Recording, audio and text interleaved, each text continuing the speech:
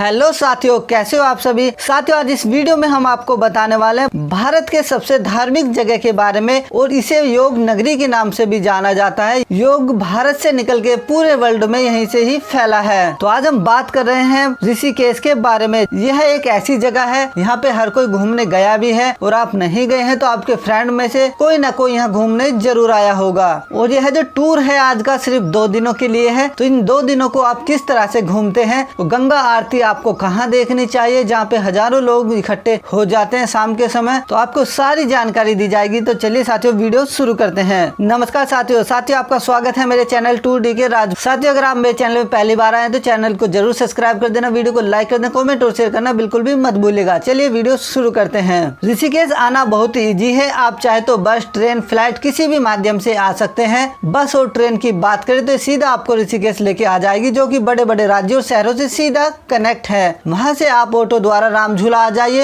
या जानकी पुल आ जाइए। अगर आप घाट से हटके थोड़ा रूम लेते हैं तो आपको रूम 600 रुपए से शुरू हो जाता है, जो कि 3000 रुपए तक जाता है। धर्मशाला में 100 रुपए आपको चार्ज मिलता है, लेकिन अगर आप फैमिली वाइज गए हैं तो कुछ धर्मशालाएं फ्री भी होती है। वहाँ सिर्फ आपको साफ सफाई का विशेष ध्यान रखना होता है। अगर आप सोलो गए हैं तो भी आपके लिए डोमेट्री अच्छा होगा। लगभग 300 रुपए एक रात स्टे का वो लेते हैं, और आप डोमेट्री में रुक सकते हैं। साथ खाने पीने की बात करें तो आप ऑर्डर कर सकते हैं अपने होटल में भी, नहीं तो आप बाहर मार्केट में जाके स्वादिष्ट भोजन का आनंद ले सकते हैं। तो रात को स्टे करने के बाद साथियों, अब बात करते हैं पहले दिन की। तो पहला दिन आपको कहाँ जाना चाहिए, तो सबसे पहले आप जल्दी उठ जाइए सुबह 5 बजे और स्नान कर लीजिए गंगा जाके। गंगा घाट पे स्नान करने के बाद आप सीधा वहाँ से जल लेके नीलकंठ की ओर चल दीजिए। ऋषिकेश में नीलकंठ बहुत ही ज्यादा फेमस है। जब कांवर का समय जैसे कि अभी शुरू होने वाला है, मेला काफी तगड़ा रहेगा। तो जो लोग कांवर लेने हरिद्वार जाते हैं वो ऋषिकेश नीलकंठ मंदिर जरूर जाते हैं। बम बम भोले बोलते हुए नीलकंठ की चढ़ाई कर सकते हैं।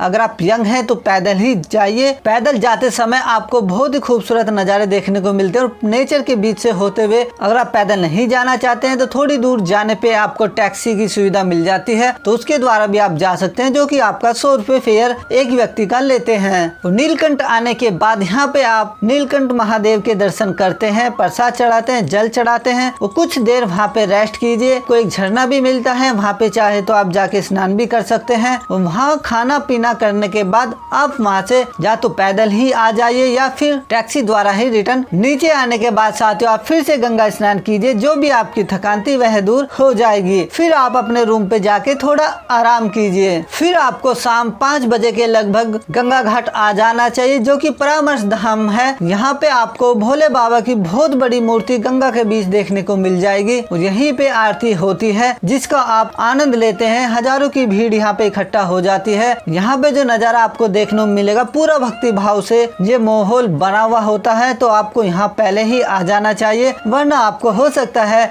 जगह ना मिले, काफी दूर आपको फिर खड़ा होना पड़ेगा। तो पहले ही आके आप अपनी जगह ग्रहण कर लीजिए और अच्छे से गंगा माँ की आरती का आनंद लीजिए। गंगा आरती के बाद आपको वहाँ पे 1 घंटा बैठना चाहिए, जो कि गंगा नदी बह रही है उनकी आवाज सुननी चाहिए। एक शांत माहौल आपको मिलेगा, पानी की आवाज बहुत ही आपको सुकून देगी। दृश्य देख के मजा आता ही रहता है। फिर वहाँ से आप खाना पीना करने के बाद मार्केट में अपने रूम पे जा सो जाइए। इस तरह से आपका एक दिन कंप्लीट हो जाता। अब बात करते हैं साथियों नेक्स्ट डे की। आप सीधा चले जाइए नीरगढ़ झरना। यहाँ आप 10 बजे जा सकते हैं, यहाँ कोई जल्दी नहीं है। फिर आप वहाँ से बस लीजिए। बस आपको नीर बुद्धा होटल के पास उतार देगी, और वहाँ से आप थोड़ा पैदल ट्रैक करके सीधा झरने तक जा सकते हैं। वहाँ पे आपका 30 या 50 रुपए टिकट लगता है। सीधा झरने तक पहुंच जाओगे। नेचर के बीच आपको ऐसा झरना देखने को मिलेगा जो बहुत ही मजा आपको आएगा। यहाँ जाके आप एंजॉय कीजिए, अच्छे से स्नान कीजिए। नेचर की सुंदरता को देखने के लिए आपको यहाँ जरूर आना चाहिए। नीरगढ़ झरना बहुत ही फेमस है, कुछ लोग नहीं जानते थे लेकिन अब जान गए होंगे। आप यहाँ आइए, अच्छे से एंजॉय कीजिए। पानी बहुत ही ठंडा होता है, तो आपको मजा आएगा। 2-3 घंटे यहाँ पे बिताने के बाद आप वहाँ से फिर रिटर्न ऋषिकेश आ जाइए, या रास्ते में ही आपको राफ्टिंग की काफी दुकानें दिख जाएंगी, तो आप राफ्टिंग भी जरूर कीजिए, जिसका आपको 600 रुपए से 1500 रुपए में एक व्यक्ति का चार्ज देना होगा। चार्ज आपका किलोमीटर वाइज बढ़ जाता है, 9 किलोमीटर, 12 किलोमीटर या 16 किलोमीटर, जितनी भी दूरी का आप राफ्टिंग करना चाहते हैं उसी तरह से प्राइस बढ़ जाते हैं। तो आप सिर्फ एंजॉय करने गए हैं तो 9 किलोमीटर की राफ्टिंग काफी होती है, ज्यादातर लोग इसे ही करते हैं। अगर आप एडवेंचर के काफी बड़े शौकीन हैं तो फिर आप 12 या 16 किलोमीटर की कर सकते हैं। अगर आप पीक सीजन पे नहीं गए हैं तो ये 600 रुपए आपके 9 किलोमीटर के लेते हैं, नहीं तो 1000 रुपए भी आपको देने पड़ सकते हैं। और राफ्टिंग की अगर आप अपनी वीडियो बनवाना चाहते हैं तो उसके 500 रुपए अलग से लगते हैं, वो आपको वीडियो बना के दे देते हैं। राफ्टिंग करते हुए साथियों आपको काफी मजा आएगा। जिस समय आप राफ्टिंग बोट के ऊपर बैठे होते हैं और दोनों ओर आपके पहाड़ होते हैं और बीच में गंगा नदी जा रही है जिसपे आप सफर कर रहे हैं, तो आपको ये नजारा बहुत ही ज्यादा लुभावना और प्यारा दिखता है। मैंने 2-3 बार राइड की है तो मुझे बहुत ही मजा आया था। मैं जब भी ऋषिकेश जाता हूँ तो राफ्टिंग जरूर करता हूँ, तो आप भी ऋषिकेश जाएं तो एक बार राफ्टिंग जरूर करें, बहुत ही मजा आता है। शुरू में तो डर लगता है, फिर धीरे धीरे आपको मजा आना शुरू हो जाता है। राफ्टिंग करने के बाद साथियों आप अपने रूम पे आ जाइए। आपको यहाँ पे एक चीज का ध्यान देना होगा, जिन कपड़ों में भी आप झरने पे नहाते हैं तो उन्हीं कपड़ों को संभाल के रखिए, उन्हीं में ही आप फिर से राफ्टिंग कीजिए, जिससे आपके एक्स्ट्रा कपड़े गीले नहीं होंगे। फिर रूम पे आराम करने के बाद साथियों आपको आ जाना चाहिए शाम को त्रिवेणी घाट, तो 20 रुपए लगभग आपके लेगा। त्रिवेणी घाट रोड के पास आपको छोड़ देगा, वहाँ से पैदल का थोड़ा सा ट्रैक करने के बाद आप त्रिवेणी घाट आ जाते हैं। यहाँ आके आपको फिर से गंगा आरती का नजारा देखने को मिलेगा। यहाँ